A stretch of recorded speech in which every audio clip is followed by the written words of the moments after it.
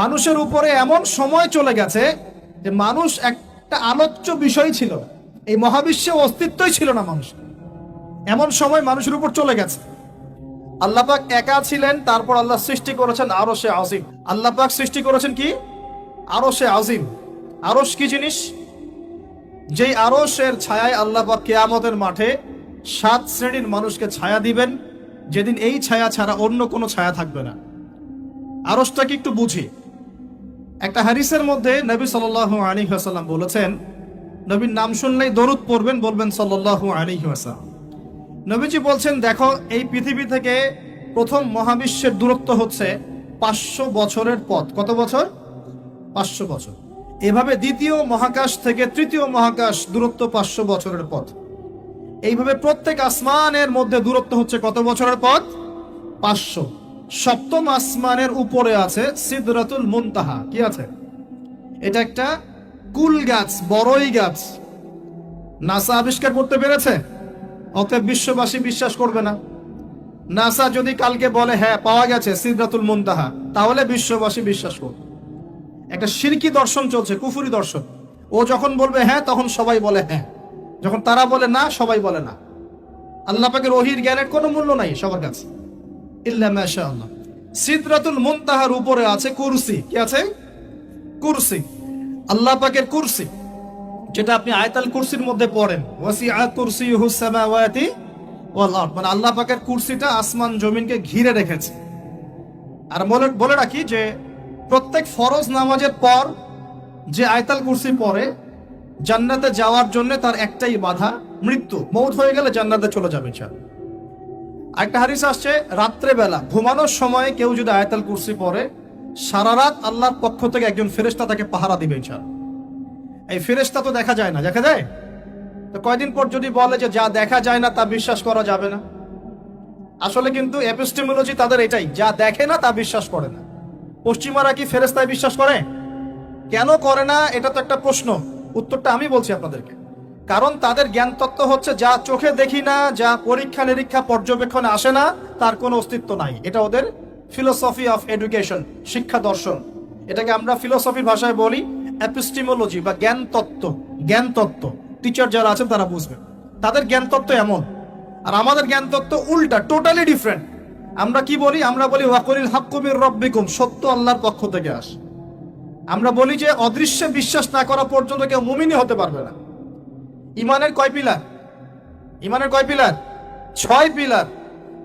আমানতু বিল্লাহি, আল্লাহর প্রতি বিশ্বাস করলাম, ওয়া মালাইকাতিহি, তার ফেরেশতাগণের প্রতি, ওয়া কুতুবিহি, আল্লাহ পাকের আসমানি কিতাব সমূহের প্রতি, ওয়া রুসুলিহি, আল্লাহ পাকের রাসূলগণের প্রতি, ওয়াল ইয়াউমিল আখির, পরকালের প্রতি, ওয়াল কদরি খায়রিহি ওয়া শাররি, তাকদীর বা ভাগ্যের ভালো মন্দের প্রতি। এই 6টার একটাও কি চোখে দেখা যায়?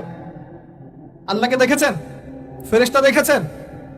আমাদের নবীকেও কি দেখেছেন? শুধু কোরআনটা আপনি চোখের সামনে দেখছেন, আর কিচ্ছু আপনি দেখছেন? পরকাল দেখেছেন? তাকদীর, ভাগ্য দেখেছেন? কিচ্ছু দেখে নাই। এই 6টা পিলারে বিশ্বাস না করতে পারলে কেউ মুমিন হতে পারবে না। পারবে? আলিফ লাম মিম যালিকাল কিতাবু লা রাইবা ফি হুদাল লিল মুত্তাকিন। কারা মুত্তাকি? আল্লাযীনা ইউমিনুনা বিল গায়বি। এই যে 6টা গায়েবে যারা বিশ্বাস করে, এরা হলো মুমিন, মুত্তাকি। তাহলে আমাদের জ্ঞানের ভিত্তিটা কি? আমরা অদৃশ্য বিশ্বাস করি। আর ওদের জ্ঞানের ভিত্তি হচ্ছে ওরা চাক্ষুষ যা দেখে তাতে বিশ্বাস করে। এই জায়গাতেই তো পার্থক্য জ্ঞানতাত্ত্বিক। এই কারণেই ওরা ফেরেশতায় বিশ্বাস করে না, আল্লাহ বিশ্বাস করে না, নবী রাসূলগণে বিশ্বাস করে না। তারা বলছে আল্লাহর সন্তান আছে, নাউযুবিল্লাহ। হ্যাঁ, তারা আসমানি কিতাবে বিশ্বাস করছে না, তারা ধর্মের কনসেপ্টে বিশ্বাস করছে না। তারা পরকাল, পুনরুত্থান, হাসর, কিয়ামত, মিজান, ফজিলত কিছুই বিশ্বাস করে। বিশ্বাসগত পার্থক্য এখানে। এখন মুমিন মুসলিম হিসাবে আমরা বিশ্বাস করি আল্লাহ পাকের ফেরেশতা আছে না নাই? আছে। এখন এই ফেরেশতারা 8 জন ফেরেশতা, বড় বড় 8 জন ফেরেশতা, তারা আল্লাহ পাকের আরশটাকে ধরে রেখেছে। কয়জন ফেরেশতা? 8 জন। এই 8 জন ফেরেশতা আল্লাহর আরশকে টেনে নিয়ে আসবে কিয়ামতের মাঠে। বলেন সুবহানাল্লাহ। আল্লাহ পাকের এমনও ফেরেশতা আছেন যারা একটা ফুৎকার দিবে, জাস্ট একটা ফু, এক ফুৎকারে পুরো মহাবিশ্ব ধ্বংস হয়ে যাবে। এত শক্তিশালী ফেরেশতা আছে আল্লাহ পাক। আমরা যখন মায়ের গর্ভে ছিলাম, এরকম একজন ফেরেশতাই আল্লাহর পক্ষ থেকে রূহ নিয়ে এসে মায়ের গর্ভে ফুঁকে দিয়েছে। এবং আল্লাহর হুকুমে 4টা বিষয় লিখে দিয়েছে। আমরা প্রত্যেকে যখন মায়ের গর্ভে ছিলাম, বয়স ছিল 4 মাস 10 দিন। আমরা তো সব ভুলে গেছি এখন, এগুলো মাত্র 4 মাস 10 দিন। এখন শরীরে শক্তি আছে তো, এই জন্য শৈশব বাল্যকাল সব ভুলে গেছে। আবার একদিন শরীরে শক্তি থাকবে না, তখন আবার আল্লাহ আল্লাহ করা শুরু করবে। 2 দিন ডায়রিয়া হলেই আল্লাহ আল্লাহ শুরু হয়ে যায়। যখন মানুষ সুস্থ থাকে আল্লাহর বিরুদ্ধাচারণ করে, আল্লাহ বলতে কেউ নাই। ঠিক আছে? তো ওই ফেরেশতা লিখে দিয়েছেন 4টা জিনিস আল্লাহর পক্ষ থেকে। 1, সেই ব্যক্তির হায়াত কতটুকু হবে। 2, দুনিয়াতে রিজিক পাবে, কি কি রিজিক পাবে। 3 নাম্বার, তার কাজগুলো কি কি হবে, দুনিয়ায় কি কি কাজ করবে সে। আর 4 নাম্বার, তার সৌভাগ্য, সে সৌভাগ্যবান হবে না দুর্ভাগ্যবান হবে, মানে জান্নাতি হবে না জাহান্নামী হবে। এটা লিখে দেওয়া হয়ে গেছে। এখন এরকম 8 জন বড় বড় ফেরেশতা আল্লাহর আরশটাকে ধরে রেখেছে। আর আমরা বলছি কুরসির কথা। এই কুরসি আসমান জমিনকে ঘিরে আছে। আর আয়াতুল কুরসি যে ব্যক্তি তেলাওয়াত করবে, ইনশাআল্লাহ তাআলা আল্লাহর পক্ষ থেকে একজন ফেরেশতা তাকে সারা রাত পাহারা দিবে ইনশাআল্লাহ। এই কুরসির উপরে কি আছে? এই কুরসির উপরে আছে মহাসাগর। কি আছে? অ্যামেজিং না? কখনো শুনেছেন? কুরসির উপরে আছে মহাসাগর। কানা আরশুহু আলাল মা। আল্লাহ পাক সূরা হুদের মধ্যে বলেছেন আল্লাহর আরশটা ছিল পানির উপরে। কিসের উপরে? এই মহাসাগরের গভীরতা নবীজি বলছেন এটা হচ্ছে 500 বছরের পথ। কত বছর? 500 বছর গভীর। আর আমরা যে সাগর দেখি, এই সাগরের নিচে কি আছে কে বলতে পারবে? এই সাগরের নিচে কি আছে? এই সাগরের নিচে আছে আগুন। কি আছে? আগুন। কিয়ামতের মাঠে এই বঙ্গোপসাগরে আগুন লেগে যাবে। মানুষ কি বিশ্বাস করতে পারে? এখন যে সাগরটা দেখছেন পানি ভর্তি মহাসাগর, এখানে আগুন লেগে যাবে। আগুন দিয়ে সাগর জ্বলতে থাকবে। কিয়ামত যদি কেউ চোখে দেখতে চায়, সে যেন সূরা তাকবীর পড়ে। কোন সূরা? সূরা তাকবীর। আমপারায় দেখবেন সূরা তাকবীর আছে। ইদা শামসু কুবিরাত ওয়া ইদা নুজুমু কাদারাত ওয়া ইদাল জিবালু সুজিরাত ওয়া ইদাল ইশারু উতিলাত ওয়া ইদাল উহুশু হুশিরাত ওয়া ইদাল বিহারু ফুজিরাত। এই যে আয়াতটা বলছিলাম। তো প্রিয় ভাইরা, সাগর নিয়ে দুটো কথা বলেই দেই। সেটা হলো আল্লাহ পাকের সমস্ত সৃষ্টি আল্লাহ পাকের তাসবিহ পাঠ করে। এমনকি এই সাগরও আল্লাহর তাসবিহ পাঠ করে। এবং প্রতিটা সৃষ্টি পরকালে সাক্ষী হয়ে থাকবে। ওই সাগরের কিনারে দাঁড়িয়ে যারা ন্যাংটা হয়ে নগ্ন হয়ে দাঁড়িয়ে আছে, গোসল করছে, সাগর তাদের বিরুদ্ধে সাক্ষী দিবে। ওখানে দাঁড়িয়ে যারা গাঁজা খাচ্ছে, ফেন্সিডিল খাচ্ছে, ইয়াবা খাচ্ছে, সমকামিতা করছে, গান বাজনা করছে, সাগর ওদের বিরুদ্ধে সাক্ষী দিবে। এই যে আজকে যেখানে বসে আমরা ওয়াজ মাহফিল করেছি, দিনের কথা বলেছি, এই মাটি কাল কিয়ামতে সাক্ষী দিবে এখানে ভালো কিছু হয়েছে। গোপনে যেখানে জিনা করেছেন পতিতালয়ে, সেই পতিতালয়ের মাটি আপনার বিরুদ্ধে সাক্ষী দিবে। আল্লাহ পাকের প্রত্যেকটা সৃষ্টি আল্লাহর কাছে সাক্ষী প্রদান করবে আমাদের বিরুদ্ধে অথবা পক্ষে। আল্লাহ আমাদেরকে বোঝার তৌফিক দান করবে। সাগর থেকে শেখার অনেক কিছু আছে। সে নীরবে আল্লাহ পাকের হুকুম পালন করে যায়। কখনো কি সে হুকুম পালন করতে থেমে যায়? আসমানের পাখির দিকে হেদায়েত আছে, তারা আল্লাহ পাকের তাসবিহ পাঠ করে। গাছপালা আল্লাহর তাসবিহ পাঠ করে। আসমান জমিন চন্দ্র সূর্য যা আছে, আল্লাহ পাকের সমস্ত সৃষ্টি আল্লাহর তাসবিহ পাঠ করে। আল্লাহ পাকের 2টা নাফরমান সৃষ্টি আছে, একটা হলো মানুষ আর একটা হলো জিন জাতি। এই দুটোই সবচেয়ে নাফরমান সৃষ্টি। ওইদিকে আমি পরে আসছি। সাগর কি শেখায়? বিনয়ী হতে শেখায়। কারণ সে অনেক শক্তিশালী। সে অনেক শক্তিশালী এবং প্রচুর সম্পদে ভরা। এই সাগর এই পুরো এলাকার বা পুরো দেশের কোটি কোটি মানুষের রিজিকের উৎস। এই সাগর, তার ভিতরে আল্লাহ রিজিক আছে, সম্পদ আছে। অনেক সম্পদে পরিপূর্ণ থাকার পরেও সাগর খুব শান্ত। তার মধ্যে খুব উদ্ধত অহংকারী আচরণ দেখা যায় না। ঠিক আল্লাহর জ্ঞানী মানুষরা সমুদ্রের মতো হয়, তাদের ভিতরে অনেক জ্ঞান থাকে, কিন্তু তারপরেও তারা শান্ত থাকে, বিনয়ী থাকে। আর যাদের ভিতরে সম্পদ কম, তাদের লাফালাফি বেশি। কথা বুঝতে পারছেন? সাগর এত শক্তিশালী হওয়া সত্ত্বেও আপনি তার সামনে গিয়ে দাঁড়ালে সে আপনার পা ধুয়ে দেয়। আল্লাহর বিনয়ী মানুষরা এমনই হয়। অনেক শক্তিশালী হওয়া সত্ত্বেও, সম্পদশালী হওয়া সত্ত্বেও তারা আপনার পা ধুয়ে দিবে। অনেক শেখার আছে, অনেক কিছু। সাগর সম্পর্কে অনেক আয়াত আছে কোরআনে। যখন সাগরে নৌযান চলাচল করে, তখন আল্লাহ পাক যদি ঝড় ঝাপটা দেন, প্রাকৃতিক কোনো বিপর্যয় দেন, তাহলে মানুষ মুখলেস ভাবে আল্লাহকে ডাকা শুরু করে। যখন সে সেখান থেকে উদ্ধার পায়, আল্লাহ পাক উদ্ধার করে দেন, বিপদ থেকে বাঁচিয়ে দেন, আবার সে আল্লাহর সাথে শিরিক করা শুরু করে। এই আয়াতগুলো সূরা ইউনূসের মধ্যে আছে। তো আমরা চেষ্টা করব সাগরের মতো সম্পদশালী হওয়ার জন্য। সম্পদশালী ভিতর থেকে, ভিতরে সম্পদ থাকবে, যেমন ভিতরে জ্ঞান থাকবে কিন্তু বাইরে বিনয়ী ভাব থাকবে। সাগরের মতো পা ধুয়ে দেওয়ার মানসিকতা থাকতে হবে। এবং যখন সে আল্লাহর হুকুমে মানে গর্জন প্রদান করা শুরু করে, তখন কিন্তু সামন পিছন সব ভাসিয়ে নিয়ে চলে যায়। তাই নর্মালি শান্ত থাকতে হবে, যখন আল্লাহর হুকুম আসবে তখন ঝাঁপিয়েও পড়তে হবে। কথা কি বুঝতে পারছেন? সমুদ্রের মতো অনেক কিছু শেখার আছে। এগুলো শিখতে হলে আগে দৃষ্টিভঙ্গি চেঞ্জ করতে হয়। সাধারণ মানুষের মতো সব দেখলে হবে না, আপনাকে খিদর আলাইহিস সালামের মতো দেখতে হবে। কার মতো? মুসা আলাইহিস সালাম বলছেন যে নৌকা ফুটা করলেন কেন? সূরা কাহফ কেউ পড়েছেন? সূরা কাহফ পড়েছেন তো? নবী মুসা আলাইহিস সালাম বলছেন নৌকা ফুটা করলেন কেন? তিনি বলছেন নৌকা ফুটা না করলে জলদস্যু নিয়ে চলে যেত। মুসা আলাইহিস সালাম বলছেন নিষ্পাপ বাচ্চাকে হত্যা করলেন কেন? খিদর আলাইহিস সালাম বলছেন এই বাচ্চাকে হত্যা না করলে এই বাচ্চা বড় হয়ে বড় কাফের হতো, পিতা মাতাকেও কাফের বানাতো। মুসা আলাইহিস সালাম বলছেন এই দেয়াল কেন নির্মাণ করলেন পারিশ্রমিক ছাড়াই? তিনি বলছেন দেয়াল নির্মাণ না করলে এর নিচে থাকা সম্পদ, এতিম বাচ্চাদের সম্পদ মানুষ নিয়ে চলে যেত। তিনটা প্রশ্নেই মুসা আলাইহিস সালাম বাইরের চোখ দিয়ে দেখেছেন, খিদর আলাইহিস সালাম তার ভিতরের চোখ দিয়ে দেখেছেন। এই যুগে যদি আপনি ফিতনা চিনতে চান, দাজ্জালীয় সভ্যতাকে চিনতে চান, তাদের প্ল্যানগুলো বুঝতে চান, স্বাভাবিক দৃষ্টিভঙ্গি দিয়ে দেখলে হবে না, ভিতরের চোখ দিয়ে দেখা শিখতে হবে। এটা সবচেয়ে বড় কথা আজকের মাহফিলে। দৃষ্টিভঙ্গি চেঞ্জ করতে হবে, তারপরে আপনি ফিতনা ধরতে পারবেন, সমাধানও খুঁজে বের করতে পারবেন ইনশাআল্লাহ। তবে বাস্তবতা কি জানেন?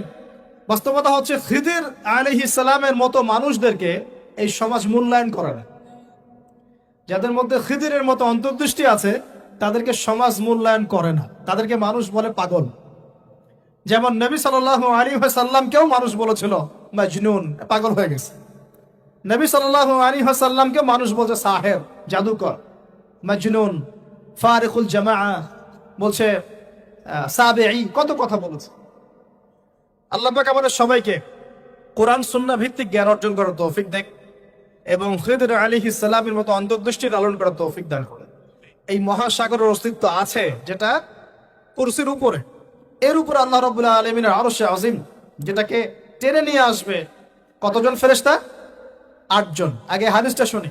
আল্লাহ পাক বলেছেন, দুঃখিত, নবী সাল্লাল্লাহু আলাইহি ওয়াসাল্লাম বলেছেন কিয়ামতের মাঠে আল্লাহ পাক 7 শ্রেণীর মানুষকে এই আরশের ছায়ায় ছায়া দিবেন। কত শ্রেণী?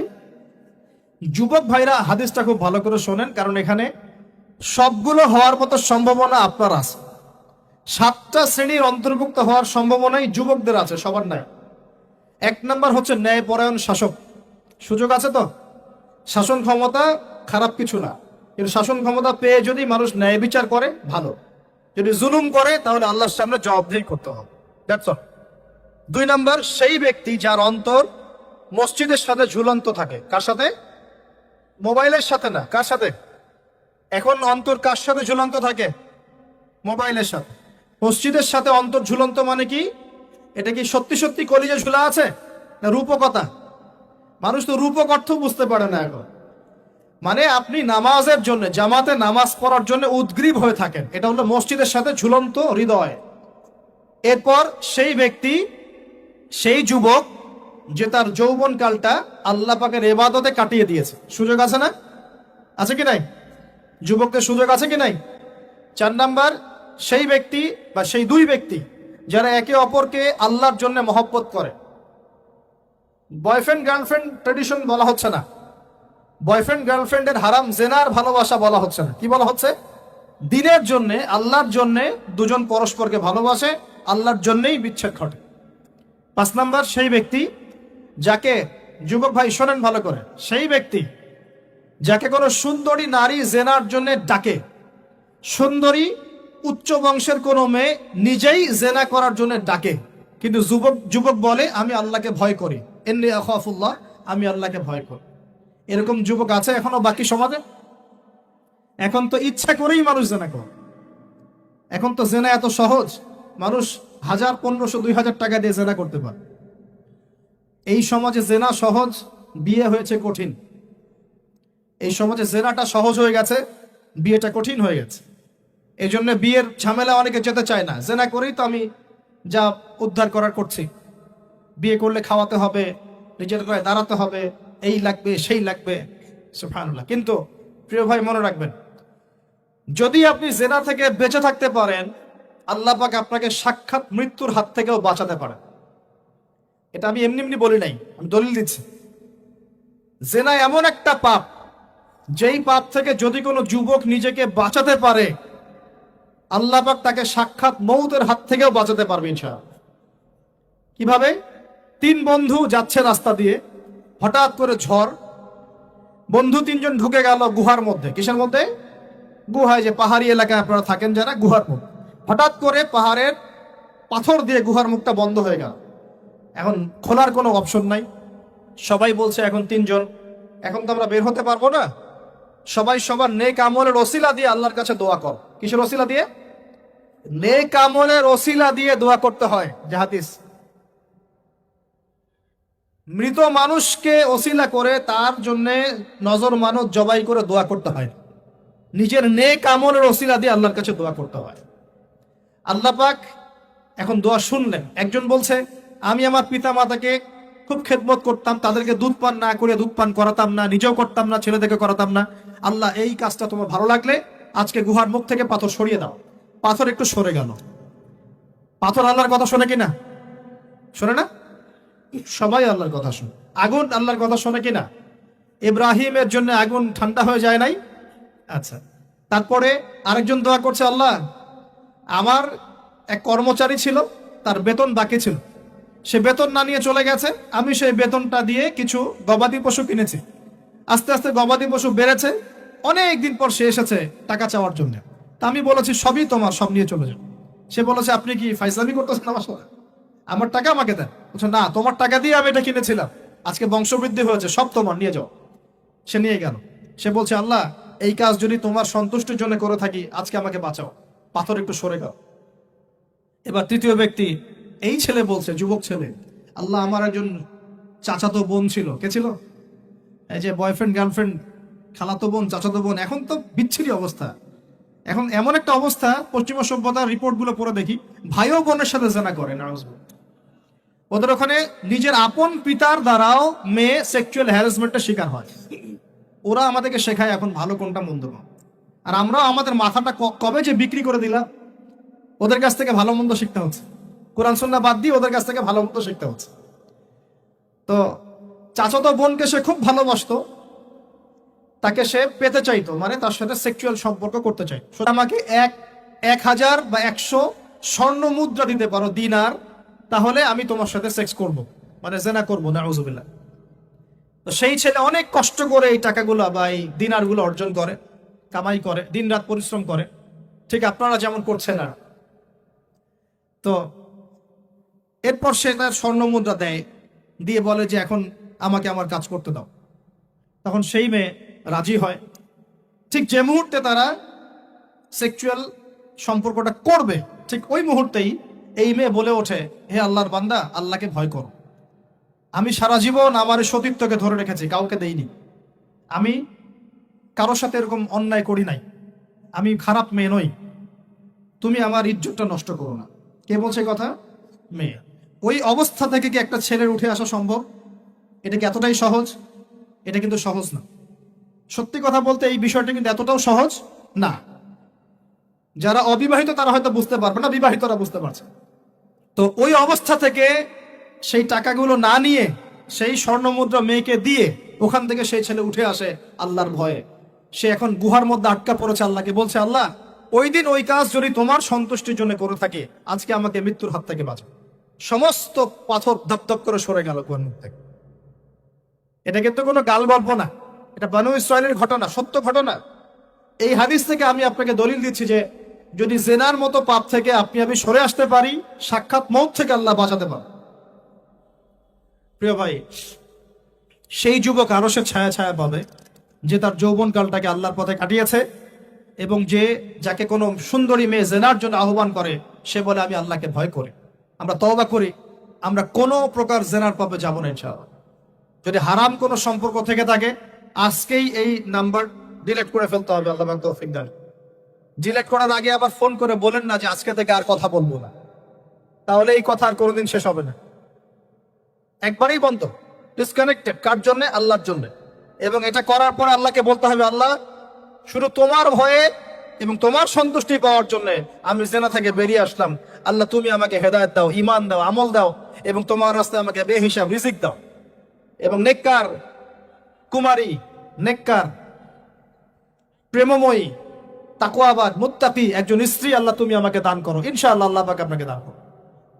আল্লাহ পাক দান। আল্লাহ পাকের জমিন প্রশস্ত, আল্লাহর হাত প্রশস্ত। আল্লাহর হাতকে সংকীর্ণ মনে করবেন না, আল্লাহর জমিনকে সংকীর্ণ মনে করবেন না। আল্লাহ পাক যাকে ইচ্ছা বেহিসাব রিজিক দিতে পারে ইনশাআল্লাহ। আল্লাহ পাক আমাদের সবাইকে বেহিসাব রিজিক দান করুন বলি আমিন। আর কে?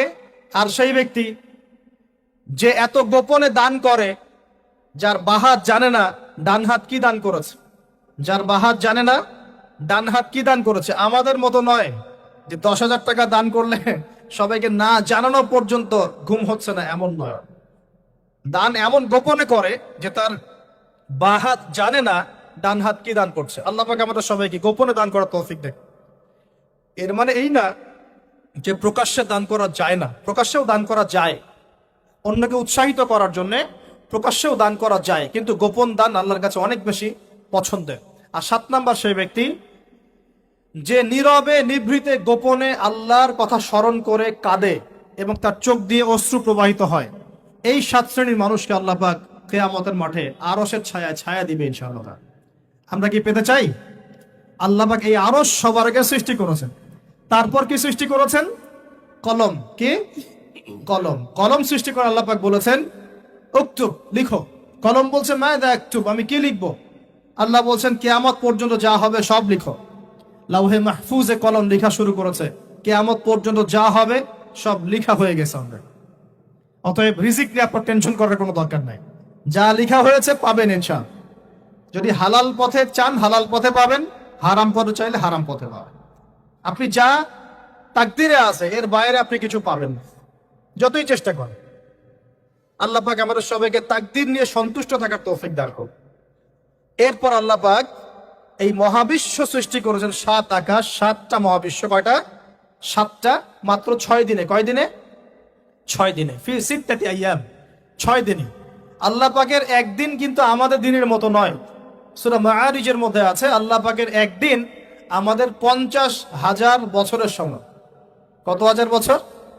50,000 বছর।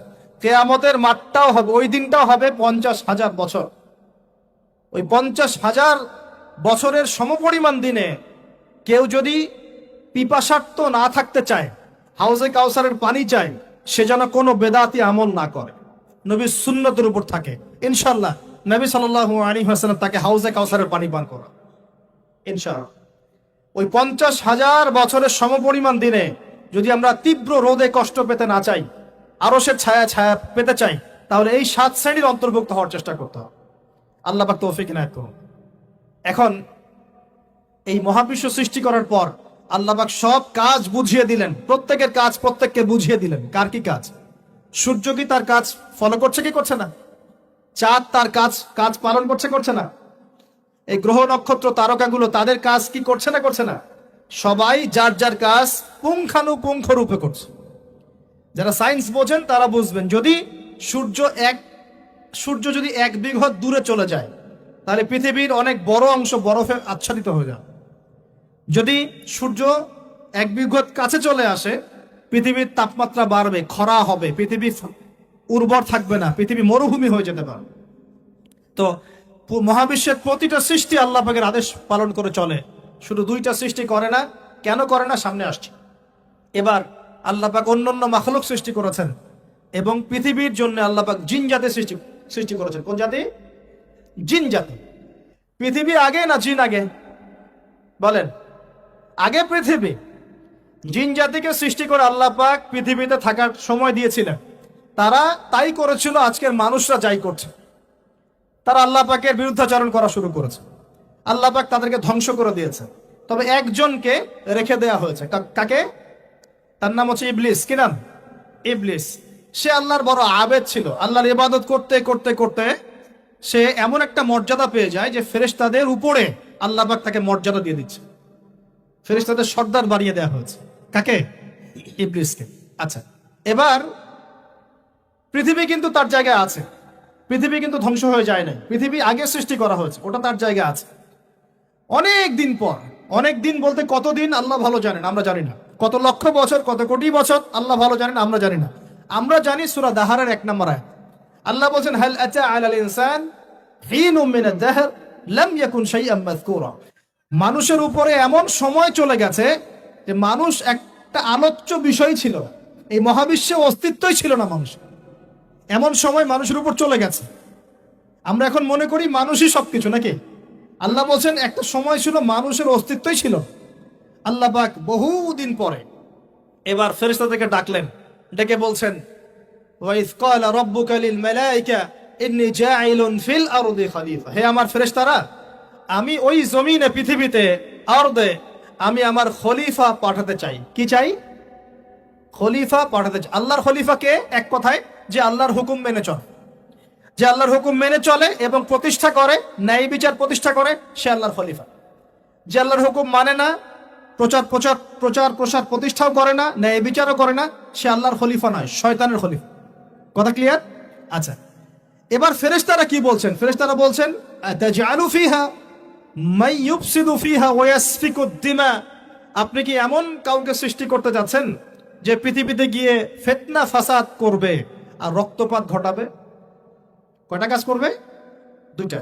ফিতনা ফাসাদ করবে, রক্তপাত ঘটাবে। আজকে সারা দুনিয়ায় মানুষ ফিতনা করছে কিনা? পরিবেশ বিপর্যয় করছে, পলিটিক্সে ফিতনা, ইকোনমিক্সে ফিতনা, সমাজে ফিতনা, কালচারে ফিতনা, এখন এডুকেশনেও ফিতনা, সবখানেই ফিতনা। তো এইটাই ফেরেশতারা বলেছিলেন যে মানুষ ফিতনা সৃষ্টি করবে। আর কি করবে? রক্তপাত ঘটাবে। সারা বিশ্বে রক্তপাত ঘটাচ্ছে কিনা মানুষ? ঘটাচ্ছে না? এই তো প্রথম বিশ্বযুদ্ধে কত মানুষ মারা গেছে? 3 থেকে 4 কোটি। 3 থেকে 4 কোটি।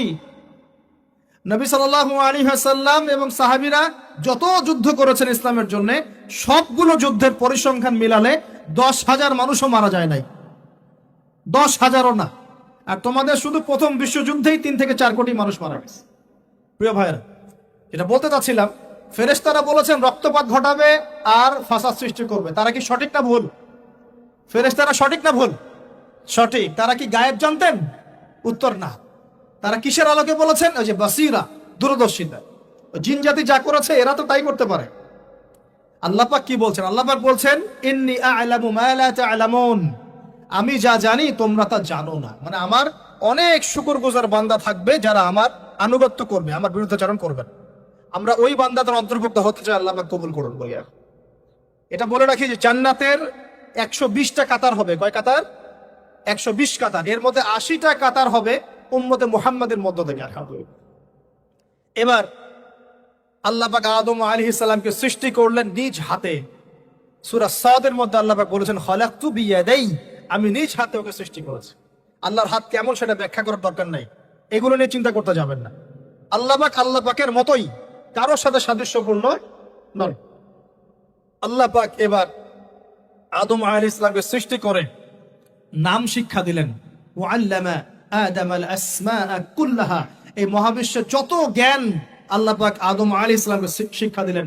বলেন সুবহানাল্লাহ। এখান থেকে দলিল পেলাম আমাদের পিতা বানর থেকে হয় নাই, আমাদের পিতাকে আল্লাহ পাক সৃষ্টি করেছেন। আমাদের পিতাকে কে সৃষ্টি করেছেন? আল্লাহ রাব্বুল আলামিন। তাও আবার নিজ হাতে, মানে কি? ভালোবাসা দিয়ে, ভালোবেসে, মহব্বতের সাথে। এই খলাকতু বিয়াদাই, আমি নিজ হাতে সৃষ্টি করেছি, এই কথা মানুষ ছাড়া, আদম আলাইহিস সালাম ছাড়া অন্য কারো জন্য আল্লাহ পাক বলেন নাই। অন্য সবার জন্য আল্লাহ পাক বলেছেন, ইযা আরাদা শাইআন আইয়াকুলা লাহু কুন ফায়াকুন। যখন আল্লাহ পাক কিছু করতে চান খালি বলেন কুন, হও, ফায়াকুন, হয়ে যায়। ওখানে আল্লাহ পাক বলেন নাই সাগর সৃষ্টি করেছে হাত দিয়ে, এই গ্রহ নক্ষত্র সৃষ্টি করেছে আমার হাত দিয়ে। আল্লাহ পাক এমনটা বলেন নাই। আদম আলাইহিস সালামকে আল্লাহ পাক কত মহব্বত করেন। আল্লাহ পাক বলছেন যে আমি তাকে আমার নিজ হাতে সৃষ্টি করেছি। আর আজকে তোমরা শেখাচ্ছ মানুষকে, আস্তাগফিরুল্লাহ, যে মানুষ বানর থেকে হয়ে যায়। কত বড় কুফরি, কত বড় শিরক, কত বড় লজ্জা। নিজের সম্মান মানুষ নিজে এভাবে নষ্ট করতে পারে? নিজের সম্মান নিজে নষ্ট করতে পারে? আমাদেরকে আল্লাহ সৃষ্টি করেছেন আদম আলাইহিস সালাম থেকে। তারপরে যান, শুধু সৃষ্টি করেন নাই, আল্লাহ পাক সমস্ত নাম শিক্ষা দিয়েছেন। নাম মানে এখানে শুধু নাম, মঙ্গল, নেপচুন, প্লুটো এগুলো না। নাম মানে হচ্ছে জ্ঞান। নাম মানে কি? জ্ঞান। একটা এক্সাম্পল দেই, যখন আপনি বাচ্চাকে বলেন যে A for Apple, A for কি? অ্যাপল যে শেখাচ্ছেন, অ্যাপল বলতে কিন্তু সে শুধুমাত্র একটা ওয়ার্ড শিখে না, ও কিন্তু শিখে অ্যাপল মানে একটা এমন কিছু যেটা খেতে হয়। কি করতে হয়? খেতে হয়। যখন আপনি শেখান এ ফর অ্যান্ট, ও বুঝতে পারে অ্যান্ট হচ্ছে একটা সৃষ্টি, এটা চলাচল করে, কালো কালো দেখতে, ও কিন্তু মাথার মধ্যে ওটা ছবি এঁকে নেয়। তো এটা নাম মানে শুধু নাম না, জ্ঞান। আল্লাহ পাক আদম আলাইহিস সালামকে সমস্ত জ্ঞান শিক্ষা দিলেন। আল্লামাল ইনসান মা লাম ইয়ালাম, আল্লাহ বলছেন আমি মানুষকে সেই জ্ঞান শিক্ষা দিয়েছি যা মানুষ জানতো না। মানে আমরা সৃষ্টিগতভাবে জ্ঞানী ছিলাম না, আল্লাহ পাক জ্ঞান শিক্ষা দিয়েছেন। কোন জ্ঞান শিক্ষা দিয়েছেন? যে জ্ঞান ফেরেশতাদেরও ছিল না। বলেন সুবহানাল্লাহ। আল্লাহ পাক জ্ঞান শিক্ষা দিয়ে ফেরেশতাদের সামনে নিয়ে গিয়ে বলছেন তোমরা এই নামগুলো বলো দেখি। ফেরেশতারা বলছেন লা ইলমা লানা ইল্লা মা আল্লামতানা, আল্লাহ আমাদের তো সেই জ্ঞান নাই, যা আপনি শিখিয়েছেন অতটুকুই জানি, এর বেশি জানি না। এবার আল্লাহ পাক বলছেন ইয়া আদম আম্বিহুম বিআসমাইহিম, আদম তুমি সব নাম বলে দাও দেখি। আদম আলাইহিস সালাম সমস্ত নাম ধর করে সব বলে দেন। আমাদের পিতা জ্ঞানী ছিলেন না? ছিলেন না? আল্লাহ পাক নিজে তাকে জ্ঞান শিক্ষা দিয়েছে। আর আমরা বলছি মানুষ আস্তাগফিরুল্লাহ অন্য প্রাণী থেকে আসছে। সুবহানাল্লাহ, কত অদূরদর্শী মানুষেরা, কত সুদূর প্রসারী একটা কুফরি মতবাদ। এবার আল্লাহ পাক আদম আলাইহিস সালামকে বলছেন তুমি নাম বলে দাও, তিনি সব নাম বলে দিলেন। এবার গিয়ে আল্লাহ পাক ফেরেশতাদেরকে বলছেন এবার তোমরা একটা কাজ করো, ইয কুলনা লিল মালাইকাতি ইসজুদু লি আদম, তখন আল্লাহ পাক বলছেন যে আমি ফেরেশতাদেরকে বললাম তোমরা সবাই এখন আদমকে সিজদা করো। বলেন সুবহানাল্লাহ। কত সম্মান আমাদের পিতা।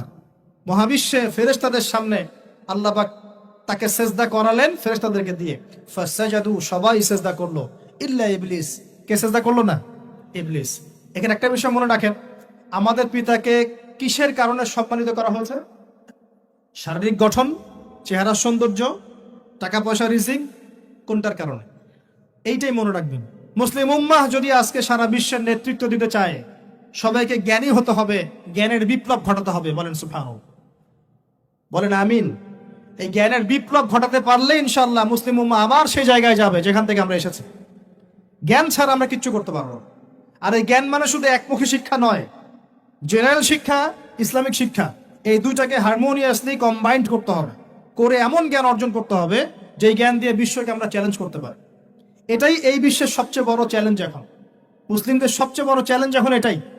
ইসলামিক শিক্ষা এবং জেনারেল শিক্ষাকে একত্রিত করে এমন প্রজন্ম তৈরি করা যে প্রজন্ম আগামী দিনে উম্মাকে নেতৃত্ব দেবে ইনশাআল্লাহ। এই একটা কাজ যদি কেউ করে যেতে পারে, আল্লাহ পাক তৌফিক দেখ, আমরা দোয়া করি আল্লাহ পাক এমন নেতা আমাদের উপরে নিয়ে আসুক যারা এরকম প্রজেক্ট লঞ্চ করতে পারে। বলেন আমিন। দোয়া করতে কোনো সমস্যা? অথবা যদি কেউ হাল না ধরে, আল্লাহ পাক যেন এমন কিছু মানুষ তৈরি করে দেন যারা এই জ্ঞানতাত্ত্বিক বিপ্লব নিয়ে কাজ করবে ইনশাআল্লাহ।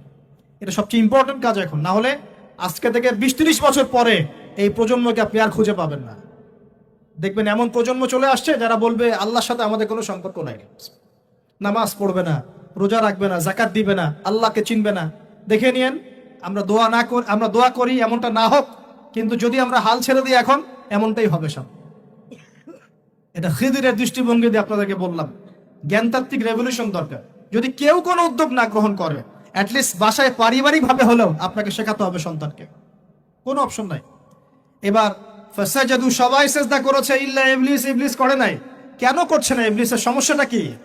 ইবলিসকে আল্লাহ পাক জিজ্ঞাসা করছেন, আল্লাহ পাক জিজ্ঞাসা করছেন মা মানাআকা আল্লা তাসজুদা ইয আমারতুক, আমি তোমাকে আদেশ করলাম আদমকে সিজদা করতে, কে তোমাকে নিষেধ করলো সিজদা করতে? ইবলিস বলছে, বেশি চালাক, বেশি বোঝে যারা, অতিরিক্ত বুদ্ধিজীবী। ইবলিস ছিল বেশি বুদ্ধিজীবী। ইবলিস ছিল কি? অতিরিক্ত মাত্রার বুদ্ধিজীবী। আচ্ছা না আমাদের সমাজে এরকম কিছু মানুষ, ও বলছে খলাকতানি মিন নার, আমাকে সৃষ্টি করেছেন আগুন দিয়ে, আগুন তো সুপিরিয়র মাটির চাইতে। ও খলাকতাহু মিন তিন, আর আপনি এই আদমকে সৃষ্টি করেছেন মাটি থেকে, কাদা মাটি দিয়ে, আমি কেন আদমকে সিজদা করতে যাব? যুক্তি, অতি যুক্তিবাদী, অতি বুদ্ধি। আল্লাহ পাক বলছেন ফাখরুজ মিনহা ফাইন্নাকা রাজিম, এখান থেকে বের হয়ে যাও, তুমি অভিশপ্ত, ফাইন্না আলাইকা লা'নাতা ইলা ইয়াউমিদ্দিন, আমার আদেশ লঙ্ঘন করার কারণে কিয়ামত পর্যন্ত তোমার উপর লানত অভিশাপ বর্ষিত। আল্লাহ পাক তাড়িয়ে দিলেন, একদম থ্রোন অ্যাওয়ে। আমরা বলি না আউযু বিল্লাহি মিনাশ শাইতানির রাজিম, রাজিম শব্দের মানে হচ্ছে বিতাড়িত, থ্রোন অ্যাওয়ে, কার্সড, যাকে অভিশাপ করা হয়েছে। এবার ভালো করে শোনেন প্রিয় ভাই, ইবলিসের এই স্টেটমেন্ট গুলো শোনেন। এবার ইবলিস বলছে রব্বি আনজিরনি ইলা ইয়াউমি ইউবআসুন, এই স্টেটমেন্টটা ভালো করে শোনেন। ইবলিস বলছে রব্বি, হে আমার রব। ইবলিস বলছে রব্বি, হে আমার রব। ইবলিস বলছে রব্বি, হে আমার রব, আমাকে অবকাশ দিন, আনজিরনি, আমাকে অবকাশ দিন, ইলা ইয়াউমি ইউবআসুন, কিয়ামত দিবস পর্যন্ত। ইবলিস আল্লাহকে বিশ্বাস করে কি করে না? ইবলিস আস্তিক না নাস্তিক বলেন? ইবলিস বলছে রব্বি, রব্বি মানে কি? হে আমার রব। রব্বি মানে রব না, রব্বি মানে আমার রব। রব্বুন মানে রব, রব্বুহু তার রব, রব্বুহুম তাদের রব, রব্বুকা মানে তোমার রব, রব্বুকুম মানে তোমাদের রব, রব্বি মানে কি? আমার রব, রব্বুনা আমাদের রব। এটা গ্রামার, বুঝতে পারছেন? ইবলিস বলছে রব্বি মানে কি? হে আমার রব, আনজিরনি, আমাকে অবকাশ দিন, ইলা ইয়াউমি ইউবআসুন, কিয়ামত দিবস পর্যন্ত। ইবলিস আস্তিক না নাস্তিক? তাহলে এখন বলেন তো, আমরা যারা দুনিয়াতে আল্লাহকে অস্বীকার করছি তারা ইবলিসের চেয়ে বড় না ছোট? দলিল দিলাম তো, নাকি এমনি এমনি বললাম? আচ্ছা, আল্লাহ পাক বলছেন যাও, ফাইন্নাকা মিনাল মুনজারিন, তোমাকে অবকাশ দেয়া হলো, কারণ কিয়ামত পর্যন্ত সময় আল্লাহর কাছে খুব বেশি কিছু, মানে একদিনেরও কম, অল্প সময়, একটা সকাল একটা সন্ধ্যার মতো। ঠিক আছে, দিলাম, যাও। এবার ইবলিস চ্যালেঞ্জ করছে। এই চ্যালেঞ্জটা আমাদের সবাইকে মনে রাখতে হবে, সারা জীবন ইবলিসের এই স্টেটমেন্টটা মনে রাখতে হবে। সেটা কি? ইবলিস বলছে ফাবিমা আগওয়াইতানি, সূরা আরাফ পড়ে দেখবেন। ইবলিস বলছে ফাবিমা আগওয়াইতানি, আপনি যে আদমের কারণে আমাকে আজকে বের করে দিলেন জান্নাত থেকে, লাআকুদান্না লাহুম সিরাতাকাল মুস্তাকিম, আমি সেই আদমের সরল পথে ওত পেতে বসে থাকবো, চুপটি ঘাপটি মেরে বসে থাকবো, ঘাপটি মেরে ওর জন্য বসে থাকবো। আর সুম্মা লাতিয়ান্না মিন বাইনি আইদিহিম, আমি অবশ্যই তার সামন থেকে আসবো। সুম্মা লাতিয়ান্নাহুম মিন বাইনি আইদিহিম, আমি আদম সন্তানদের সামন থেকে আসবো, সামন থেকে মানে সরাসরি ওয়াসওয়াসা দিব। ওয়া মিন খালফিহিম, পেছন থেকে আসবো মানে পিছন থেকে ওয়াসওয়াসা দিব। ওয়া আন আইমানিহিম, ডান দিক থেকে ওয়াসওয়াসা দিব। ওয়া আন শামাইলিহিম, বাম দিক থেকে আসবো।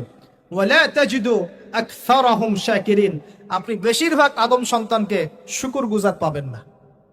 ইবলিস ঠিক বলেছে না ভুল বলেছে? বেশিরভাগ মানুষ নামাজ পড়ে না, বেশিরভাগ মানুষ সুদ খায় কি খায় না, বেশিরভাগ মেয়ে এখন বেপরদায় চলে কি চলে না, বেশিরভাগ মানুষ এখন অন্যায় করে কি করে না, বেশিরভাগ মানুষই আল্লাহ থেকে দূরে চলে। ইবলিস কিন্তু ঠিকই বলেছে, ঠিক বলে নাই? আচ্ছা, আল্লাহ পাক বলছেন ঠিক আছে যাও, তোমার চ্যালেঞ্জ তোমার জায়গায়, তবে আমার বান্দারা যদি সারা জীবনও অন্যায় করার পরে একবার, যদি খালি একটা বার মন থেকে তাওবাতুন নাসুহা মানে প্রকৃত তওবা করে, খালেস তওবা করে, আল্লাহর কাছে ফিরে আসে, বলে আস্তাগফিরুল্লাহ, আল্লাহ আমাকে মাফ করে দাও, রব্বিগফির ওয়ারহাম, আল্লাহ মাফ করো, ক্ষমা করো, আস্তাগফিরুল্লাহাল্লাযী লা ইলাহা ইল্লা হুল হাইয়ুল কাইয়্যুম ওয়া আতুবু ইলাইহি, বা আমার কাছে একটা বার যদি মাফ চায়, ক্ষমা চায়, তার সারা জীবনের গুনাহ আমি মাফ করে দেব ইনশাআল্লাহ। আর কি চাই? ওই যে বললাম না, আমাদেরকে ভালোবেসে আল্লাহ সৃষ্টি করেছেন। এবার ইবলিস চলে গেল, আর আদম আলাইহিস সালামের পাজর থেকে আল্লাহ পাক সৃষ্টি করলেন হাওয়া আলাইহিস সালাম। বলে সুবহানাল্লাহ। কারণ সঙ্গিনী ছাড়া আমরা চলতে পারবো না। পারবো? যারা চিরকুমার সঙ্গে নাম লেখাচ্ছ, এগুলো থেকে বের হয়ে আসো। এখন চিরকুমার থাকার টেন্ডেন্সি মানুষের, চিরকুমার থাকতে হবে কেন? সঙ্গীর দরকার আছে কি নাই? আছে। একা একা লাগে, মানুষ একা একা চলতে পারে না। ইব্রাহিম আলাইহিস সালাম একা চলে আসছেন, তার সাথে সারা আলাইহিস সালাম ছিলেন। আমাদের নবীজি যখন একা, তার সাথে খাদিজা রাদিয়াল্লাহু আনহা ছিলেন। ঠিক আছে? ঠিক একইভাবে আদম আলাইহিস সালাম একা একা জান্নাতে, আল্লাহ পাক তার পাঁজর থেকে সৃষ্টি করলেন কাকে? হাওয়া আলাইহিস সালাম। বলে রাখি, হাওয়া আলাইহিস সালাম ছিলেন পৃথিবীর সবচেয়ে সুন্দরী নারীদের একজন। দুজন নারীকে সবচেয়ে সুন্দরী বলা হয়। কয়জন? একজন হাওয়া আলাইহিস সালাম, আর একজন ইব্রাহিম আলাইহিস সালামের স্ত্রী সারা আলাইহিস সালাম। মনে থাকবে? এখানে মনে রাখবেন, নিজে যদি পবিত্র থাকেন, নিজের চরিত্রকে পবিত্র রাখেন, ইনশাআল্লাহ আপনি সব দিক থেকে ভালো একজন মেয়ে পাবেন। নিজের চরিত্র ঠিক থাকবে না, জেনা করবেন, 10 ঘাটের পানি খেয়ে আসবেন, দেখবেন যাকে বিয়ে করেছেন ও 15 ঘটের পানি খেয়ে আসে। সতর্ক থাকবেন, আল্লাহ পাক হেফাজত করুন বলি আমিন। এবার তারা দুজন জান্নাতে থাকতে লাগলেন। আল্লাহ পাক বলছেন, একটু মনোযোগ দেন, আল্লাহ বলছেন যে তোমরা দুজন জান্নাতে থাকো। ফাকুলা মিনহা রাগাদান হাইসু শি'তুমা, জান্নাতে যা ইচ্ছা তোমরা খাও, কোনো সমস্যা নেই, থাকো খাও। ওয়ালা তাকরাবা হাদিহি শাজারা, কিন্তু একটা আদেশ করছি তোমাদেরকে, এই যে গাছটা দেখছো এই গাছের কাছেও যাবে না। শব্দগুলো বোঝার চেষ্টা করো। আল্লাহ পাক বলছেন না যে গাছের ফল খাবে না, আল্লাহ পাক বলছেন গাছের কাছেও যাবে না। ঠিক যেমন আল্লাহ বলছেন ওয়ালা তাকরাবু আমওয়ালাল ইয়াতীম, এতিমের মালের কাছেও যাবে না। আল্লাহ বলছেন না এতিমের মাল খেও না। আল্লাহ বলছেন ওয়ালা তাকরাবু জিনা, জেনার কাছেও যেও না। আল্লাহ কিন্তু বলছেন না জেনা করো না। ঠিক একই ভাষায় আল্লাহ পাক বলছেন ওয়ালা তাকরাবা হাদিহি শাজারা, তোমরা দুজন এই গাছের কাছেও যাবে না। দ্যাটস অল, আর কোনো সমস্যা নাই, জান্নাতে থাকো। এবার তারা জান্নাতে থাকতে লাগলেন। থাকতে থাকতে এক পর্যায়ে ইবলিস ওয়াসওয়াসা দেয়া শুরু করলো। কি ওয়াসওয়াসা দিল যে আমাদের পিতা মাতা সেখানে চলে গেলেন? ভাবার বিষয় তো নাকি? কি এমন বলল ইবলিস যে আমাদের পিতা মাতা রিসিভড হয়ে গেলেন? এই কথাটা আছে সূরা তাহায়। কোন সূরা? সূরা তাহা পড়ে দেখবেন। আল্লাহ পাক বলছেন ইবলিস আমাদের পিতাকে বোঝাচ্ছে, বলছে ইয়া আদম, হে আদম, হাল আদুল্লুকা, আমি কি তোমাকে জানিয়ে দিব, খবর দিব, আলা শাজারাতিল খুলদি ওয়া মুলকিন লা ইয়াবলা, এমন একটা গাছের কথা কি জানিয়ে দিব যেই গাছের কাছে গেলে বা তার ফল খেলে তুমি দুটো জিনিস পাবে, চিরস্থায়িত্ব পাবে, কোনোদিন মরবে না, আর বিশাল ক্ষমতার মালিক হবে। অন্য আয়াতে আসছে যে তোমরা ফেরেশতা হয়ে যাবে। এই দুটো কথা। তাহলে কি প্রলোভন দিল? চিরস্থায়িত্বের প্রলোভন এবং কি অমরত্বের প্রলোভন, অমরত্ব এবং ক্ষমতা। একটু মনোযোগ দেন, এই দুনিয়াতে যারা আল্লাহর পথ থেকে বিচ্যুত হয়ে গেছে বেশিরভাগ এই দুটার ফাঁদে পড়েছে, হয় ক্ষমতার ফাঁদে, না হলে দুনিয়ার এই যে মোহ, অমরত্ব, দুনিয়ার জীবন নিয়ে পড়ে থাকা, এই দুনিয়ার প্রেমেই মানুষ নিজের পথ হারিয়ে ফেলেছে। এই দুটোই হয়েছে। এক পর্যায়ে পিতা মাতা চলে গেলেন, ফল খেয়ে ফেললেন, যদিও বা ফল খাওয়ার কথাটা কোরআনে নাই, কোরআনে আছে তারা গাছের কাছে চলে গেলেন। কি হলো গাছের কাছে যাওয়ার পরে? ফালাম্মা যাকাশ শাজারা, ফালাম্মা যাকাশ শাজারা, আল্লাহ পাক বলছেন যখন তারা গাছের কাছে চলে গেলেন। ভাই লক্ষ্য করেন, যখন তারা গাছের কাছে চলে গেলেন প্রথম যে ঘটনা ঘটলো, বাদাত লাহুমা সাওআতুহুমা, তাদের যে কাপড় ছিল জান্নাতের কাপড়, গায়ে কাপড়টা ধাপাস করে খুলে পড়ে গেল। এখানে যদি আপনার কাপড়টা খুলে যায় কেমন লাগবে? বা কেউ যদি জোর করে কাপড় আপনার খুলে ফেলে কেমন লাগবে? কেউ যদি 10 জন জোর করে ধরে আপনার কাপড় খুলে দেয় কেমন লাগবে? আপনি নিজের জীবনের চাইতে বেশি কাপড়টা ধরে রাখার দিকে মনোযোগী হবেন না? আমাদের পিতা মাতাকে শয়তান জান্নাতে ফেরেশতাদের সামনে নগ্ন করে দিল, কাপড় খুলে পড়ে গেল। তার মানে জান্নাতে আমাদের পিতা মাতাকে নগ্ন করেছে কে? ইবলিস। তাহলে দুনিয়াতে যারা এখন আমাদের গা থেকে কাপড় খুলতে চায়, বেপর্দায় চলতে চায়, পর্দাকে কুপ্রথা বলে, কুসংস্কার বলে, যারা বলে যে অশ্লীলতার বিপ্লব ঘটুক, পোশাকের কোনো বাধা ধরা নিয়ম না থাকুক, সবাই স্বাধীন, যারা নগ্নতা অশ্লীলতার প্রসার চায়, যারা মুসলিমদের গা থেকে কাপড় খুলতে চায়, এরা তাহলে কার হয়ে কাজ করছে? যেই কাজ শয়তান করেছে জান্নাতে ওই কাজই তারা করছে এখন জমিন। কথা কি প্রমাণ করতে পারলাম? প্রথম দুর্ঘটনা কোনটা? প্রথম দুর্ঘটনা এটা নয় যে তারা আল্লাহর হুকুম আহকাম ত্যাগ করেছেন, আল্লাহকে অস্বীকার করেছেন, কুফরি করেছেন, শিরিক করেছেন, এগুলো হয়নি। প্রথমে সর্বপ্রথম দুর্ঘটনা হয়েছে গা থেকে কাপড় খুলে পড়ে গেছে, তাও জান্নাতে সবার সামনে। এবার আমাদের পিতামাতার কি অবস্থা চিন্তা করেন, লজ্জাস্থান প্রকাশিত হয়ে গেছে। এবার তারা জান্নাতের গাছের পাতা ছিঁড়ে ছিঁড়ে ছিঁড়ে গা এই লজ্জাস্থান ঢাকা শুরু করলেন। এটা সূরা আরাফের মধ্যে আছে। এবার আল্লাহ পাক তাদেরকে বললেন, আলাম আকুল লাকুমা, আমি কি তোমাদের দুজনকে বলি নাই, ইন্নাশ শাইতানা লাকুমা আদুউম মুবিন, শয়তান তোমাদের স্পষ্ট শত্রু, আমি কি তোমাদেরকে বলি নাই?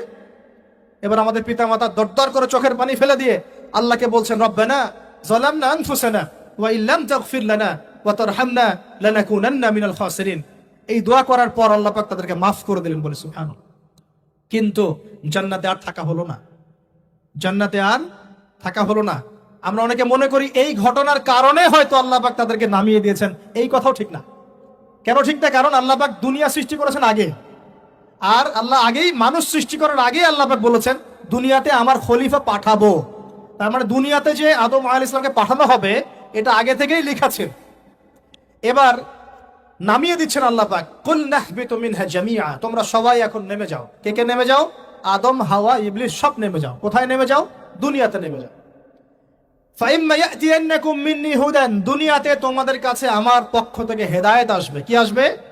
হেদায়েত মানে আল্লাহর কিতাব এবং নবী রাসূল আসবেন। ফামান তাবিআ হুদায়া, যারা আমার হেদায়েতকে মেনে চলবে, ফালা খাউফুন আলাইহিম ওয়ালা হুম ইয়াহজানুন, তাদের কোনো টেনশন নাই, কোনো ভয় নাই। যে জান্নাত থেকে এসেছো ওখানেই ফিরে আসবে ইনশাআল্লাহ। কিন্তু ওয়াল্লাযীনা কাফারু ওয়া কাযযাবু বিআয়াতিনা, যারা আমার আয়াতকে মিথ্যা প্রতিপন্ন করবে, অস্বীকার করবে, ফাউলাইকা আসহাবুন নার, এরা হবে জাহান্নামের অধিবাসী। হুম ফিহা খালিদুন, তারা সেখানে ওই শয়তানের সাথে চিরস্থায়ী হবে। এই দর্শনটা কি সহজ না কঠিন?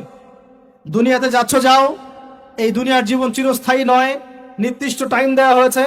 এখানে মাতাউন ইলাহিন, এখানে নির্দিষ্ট সময়ের জন্য তোমাদেরকে রিজিক দেওয়া হবে, আবাসস্থল দেওয়া হবে, স্ত্রী সন্তান বাড়ি গাড়ি সব দেওয়া হবে, তবে এটা চিরস্থায়ী নয়।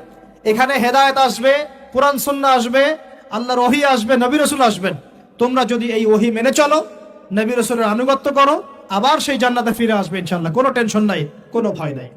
কিন্তু যদি এই দুনিয়ার সংক্ষিপ্ত জীবনে শয়তানের তাবেদারি করা শুরু করো, তাহলে শয়তানের সাথেই পরকালে জাহান্নামে থাকতে হবে, জান্নাতে যাওয়া হবে। এই হলো পরীক্ষা। এবার আমরা দুনিয়াতে নেমে আসলাম, তার মানে আমরা এই দুনিয়ার বাসিন্দা ছিলাম না জান্নাত থেকে আসছি? দুইটা বিষয় একদম স্পষ্ট। আমাদের পিতা হচ্ছেন আদম আলাইহিস সালাম, যিনি বানর ছিলেন না, মানুষ ছিলেন, এক। আর দুই নাম্বার, আমরা এই দুনিয়াতে বিবর্তনবাদের মধ্য দিয়ে আসি নাই, সরাসরি জান্নাত থেকে আসছি। আল্লাহ পাক আদম আলাইহিস সালামকে জান্নাত থেকে দুনিয়াতে পাঠিয়েছে, জান্নাত থেকে সরাসরি দুনিয়াতে পাঠিয়েছে। বরং কোরআন এর উল্টা কথা বলেছে। কি কথা? কোরআন সূরা বাকারায় বলছে একটা জাতি ছিল, তার নাম বনু ইসরাইল। কি নাম? এই বনু ইসরাইলের মধ্যে একটা দলকে আল্লাহ পাক বলেছিলেন শনিবারের দিনে মাছ ধরবে না। কি বলেছেন? শনিবারে, এই যে সাগর আছে আপনাদের মনে করেন, এই শনিবারে মাছ ধরবেন। তো বনু ইসরাইল বেশি চালাক, অতি চালাক। এখন এরা অতি চালাক, মাছ ধরে নাই, কিন্তু মাছ ধরার বাদ দিয়ে রাখছে। মাছ আসে, বাদ দিয়ে রাখি, পরে ধরব। এই পাপের কারণে, এই সীমা লঙ্ঘন করার কারণে সূরা বাকারা এবং সূরা আরাফে আল্লাহ পাক বলেছেন ওই মানুষগুলোকে আল্লাহ পাক বানর বানিয়ে দিয়েছে। তাহলে মানুষ থেকে বানর হয়েছে এই দলিল কোরআনে আছে, পড়ে দেখেন। মানুষ থেকে যে বানর হয়েছে এই দলিল কোরআনে আছে, সূরা বাকারায় আছে, সূরা আরাফের মধ্যেও আছে। শনিবারের সীমা লঙ্ঘন করার কারণে এই অপরাধ, এই পরিণতি আল্লাহ পাক কিছু মানুষকে দিয়েছেন। তারা এখনো জীবিত আছে কিনা আমরা জানি না, ওদেরকে আল্লাহ পাক মেরে ফেলেছেন না বেঁচে আছে আমরা এগুলো জানি না, কারণ কোরআন এগুলো নিয়ে কথা বলে নাই। এতটুকু কোরআন বলেছে। তবে এখনো কিন্তু বহু বাইরের মানুষ আকৃতির প্রাণীকে আল্লাহ পাক ভেতর থেকে বানর বানিয়ে দিচ্ছেন না? এটা নিয়ে একটা কথা বলতে চাই, সেটা হলো কিয়ামতের আগে আগে আরো কিছু মানুষকে আল্লাহ পাক কিন্তু শূকর এবং বানরে পরিণত করবেন। এই হাদিসটা কি জানেন? হাদিসটা শুনে রাখেন, এটা আখিরুজ জামান বা কিয়ামতের আলামত সংক্রান্ত হাদিসগুলোর মধ্যে পাবেন। আল্লাহর রাসূল সাল্লাল্লাহু আলাইহি ওয়াসাল্লাম বলেছেন কিয়ামতের আগে আগে আমার উম্মতের মধ্যে, ভালো করে শোনেন, কিয়ামতের আগে আগে আমার উম্মতের মধ্যে একদল মানুষ বের হবে যারা মদ পানকে হালাল মনে করবে। কাকে? মদ পান করাকে হালাল মনে করবে। যারা বাদ্যযন্ত্র, গায়িকা, নায়িকা এগুলো নিয়ে নর্তকী নাচাবে রাতের বেলা, এগুলোকে হালাল মনে করবে। যারা অশ্লীলতা, বেহায়াপনাকে জায়েজ করে নিবে। ঠিক আছে, এরকম কয়েকটা পাপের কথা বলে নবীজি বলছেন একদিন সকালবেলা আল্লাহ পাক তাদেরকে ঘৃণিত বানরে পরিণত করবে। এটা হবে সামনে, কখন কিভাবে হবে আল্লাহ ভালো জান। এবার আমি কনসেপ্টে চলে আসি। এই যে পৃথিবীতে নেমে আসলাম, তাহলে আমরা কোত্থেকে আসছি ভাই? আমরা কি পৃথিবীর অধিবাসী ছিলাম? আমরা জান্নাতে ছিলাম, ওখান থেকে আল্লাহ পাক পাঠিয়েছেন। এবার পৃথিবীতে এসে আদম আলাইহিস সালামের যুগে খুব একটা দুর্ঘটনা ঘটে নাই, একটা ঘটেছে। কয়টা? একটা। ভাই হাবিলের কুরবানি কবুল হয়, কাবিলের অন্তর্দাহ হয়, জ্বালা হয়। কেন হাবিলেরটা কবুল হবে, কাবিলের কেন হচ্ছে না? এই হিংসার বশবর্তী হয়ে কাবিল হাবিলকে হত্যা করে ফেলে। হত্যা করে লাশটা দাফন করার পদ্ধতিও তার জানা ছিল না। আল্লাহ কাককে পাঠালেন, কাককে দেখে সে শিখল। প্রথম দুর্ঘটনা হচ্ছে হাবিল কাবিলের দুর্ঘটনা। বলে রাখি, আজকেও নিজের ভাইয়ের বেশে বহু কাবিল মুসলিম সমাজের মধ্যে ঘুরে বেড়ায়। নিজের ভাইয়ের লেবাসে, পোশাকে, সুরতেই বহু কাবিল এখনো কিন্তু মুসলিম সমাজে ঘুরে বেড়ায়। তো আমরা কাবিলদেরকে কাবিলের পরিণতি সম্পর্কে সচেতন করতে চাই। হাবিল বলেছিল, তুমি যদি আমাকে মারতে আসো, আমি তোমাকে মারার জন্য হাত বাড়াবো না। হাবিল জান্নাতে যাবে আর কাবিল জাহান্নামে যাবে। কেন কাবিল জাহান্নামে যাবে? নবীজি বলেছেন, পৃথিবীর প্রথম হত্যাকাণ্ড সংগঠিত করেছে কাবিল। এ কারণে পৃথিবীতে যত খুন হবে, সমস্ত খুনের পাপের একটা অংশ কাবিলের আমল নামায় যোগ করা হবে। বলেন নাউজুবিল্লাহ। একটা কথা মনে রাখবেন, সদকায়ে জারিয়া যেমন আছে, গুনাহে জারিয়াও আছে।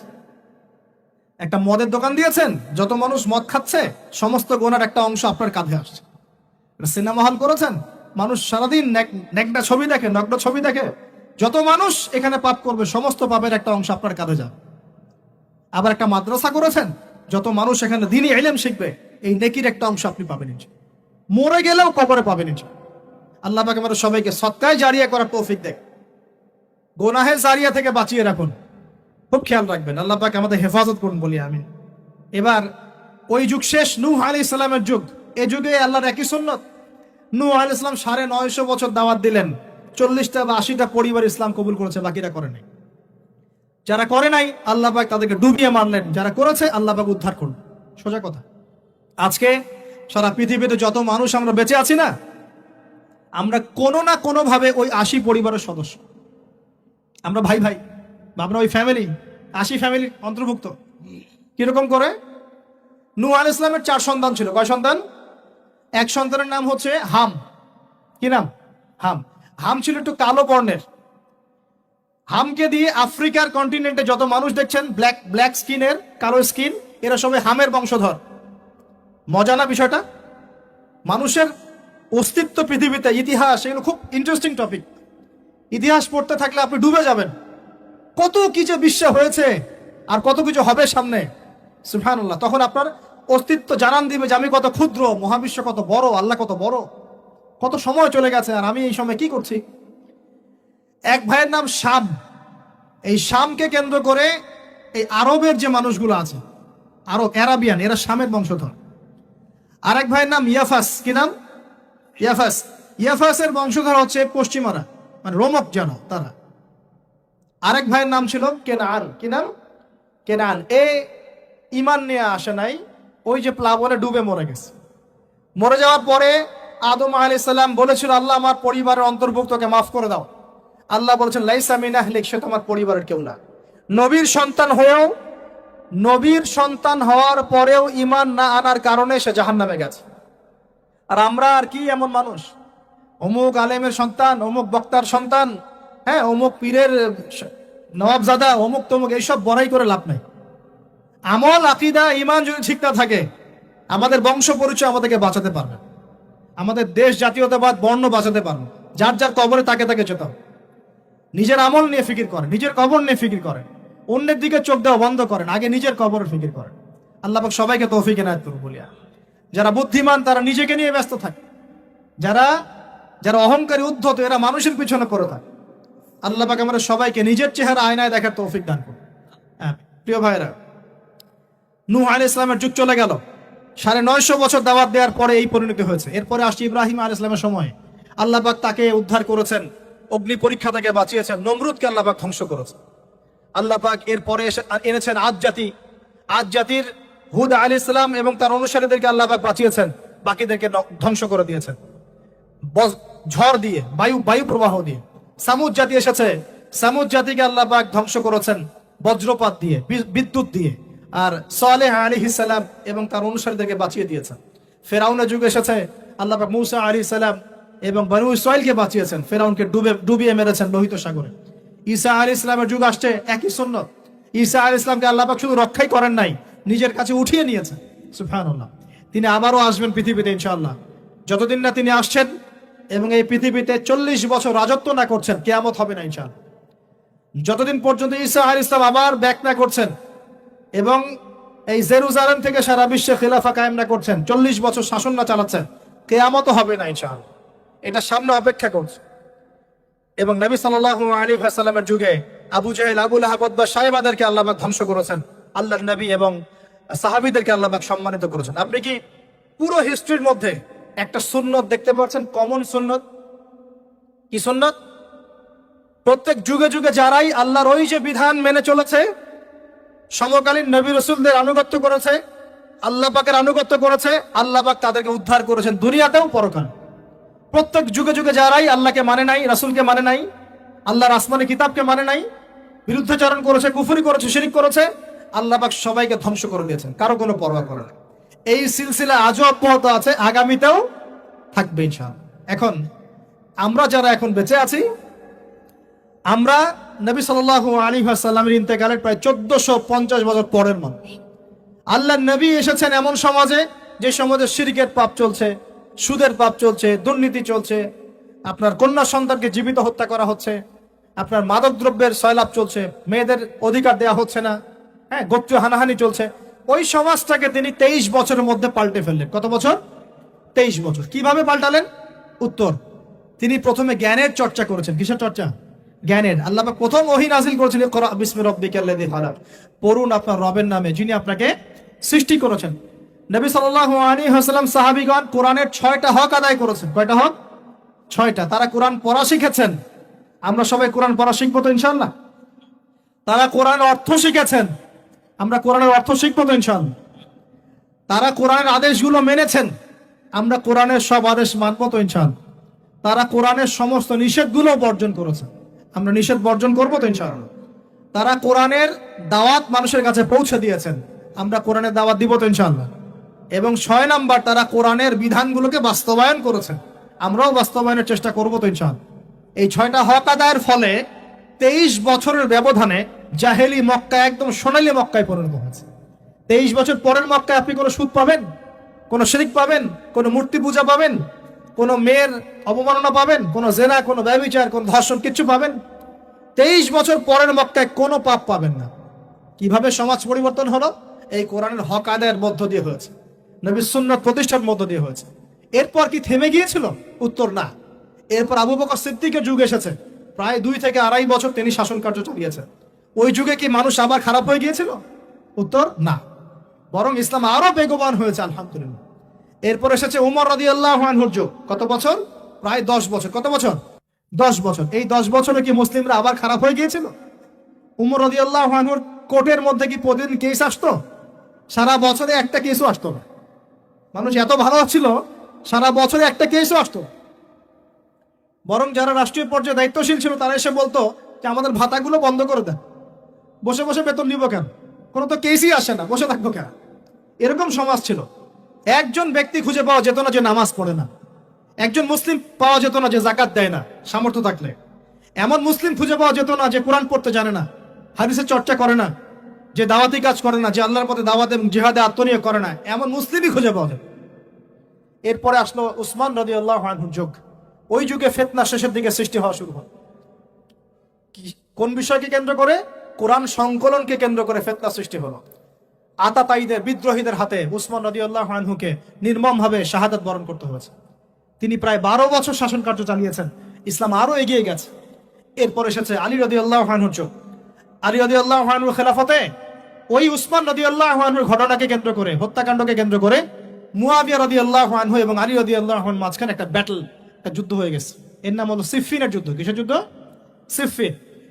যাই হোক, এক পর্যায়ে আলী রাদিয়াল্লাহু আনহুকে এরকম বিদ্রোহীদের হাতে, খারেজিদের হাতে শহীদ হতে হয়।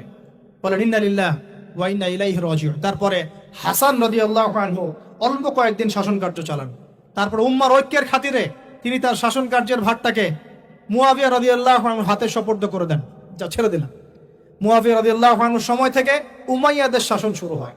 উমাইয়ারা শাসন করেছে প্রায় 132 হিজরি পর্যন্ত। কত হিজরি? 132 হিজরি পর্যন্ত, প্রায় 92 ইয়ার্স, 92 বছর তারা শাসন করেছে। এই সময় ইসলাম আরো এগিয়ে গেছে, পিছিয়ে যায় নাই।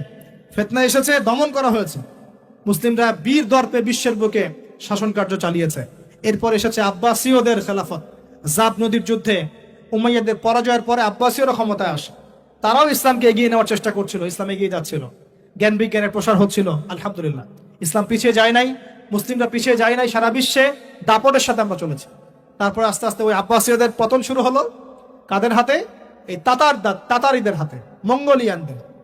মাত্র 40 দিনের ব্যবধানে পুরো বাগদাদের মধ্যে প্রায় 20 থেকে 25 লক্ষ মানুষকে হত্যা করা হয়েছে।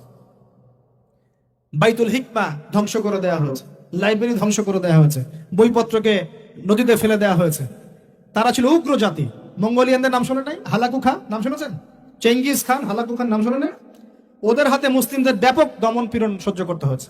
এভাবে যুগে যুগে তারপর ক্রুসেডাররা আসছে, ক্রুসেড একটা দুইটা তিনটা ক্রুসেড হচ্ছে, আস্তে আস্তে উসমানীয়দের রাইজিং হয়েছে, ফাতেমি খেলাফত এসেছে, মামলুকদের শাসন এসেছে, এদিকে মোগলরা শাসন করেছে, কর্ডোভার দিকে আব্দুর রহমান তারা শাসন করেছে।